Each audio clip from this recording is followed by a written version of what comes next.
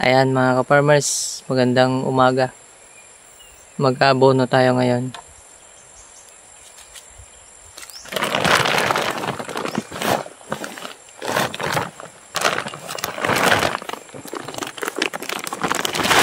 Ipapakita ko pala sa inyo yung gamit kong pag-abono.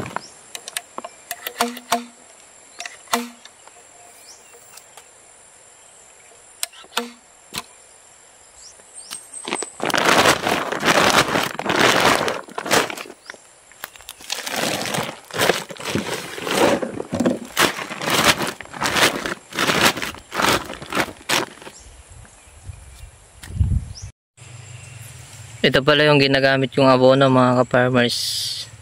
Yan, Yara Unique 16 at Nitrabor. Yan. Yan yung ina-apply namin kapag maliliit pa yung tanim at hanggang sa mamulaklak. Paghahaluin lang ito mga ka-farmers. Yan o. Isang Nitrabor, isang Unique.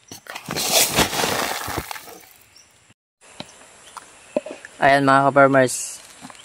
Ayan o, pinaghalo lang natin yung Unique 16 at Nitrabor. Ang paghahalo dito mga farmers na ginagawa ko ay 50-50. Ayan. Halimbawa, isang kilong Nitrabor, isang kilong Unique 16. Tapos, gagamit lang ako ng plastic bottle ng 1.5. Kahit anong 1.5 mga farmers. Para mas mabilis yung ating pag-aabono. Kasi kapag kamay-kamay lang, matagal. Kaya tignan nyo mga farmers. Papakita ko sa inyo kung gaano mas magiging mabilis at mas magaan yung pag-aabono natin. Yan pala yung aabonohan natin mga ka-farmers. Yung ating tanim na sili na panigang. Ayan o, mayroon ng bulaklak sila mga ka-farmers o.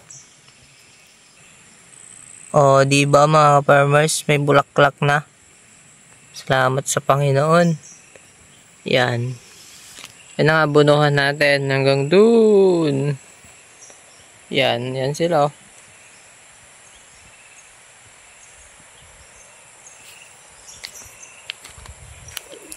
Yan. Mga bulaklak na sila.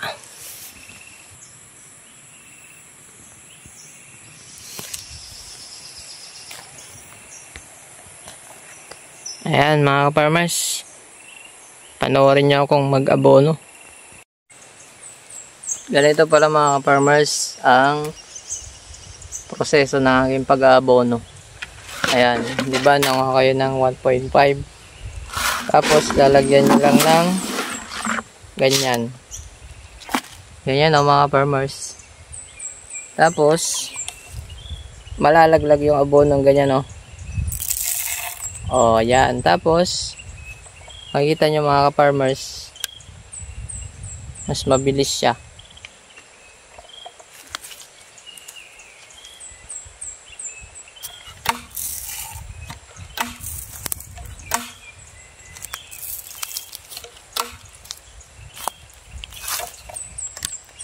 At ang kagandahan nito mga farmers, hindi masakit sa baywang. Kapag mano-manong nilalagay sa bawat puno ng tanim yung abono.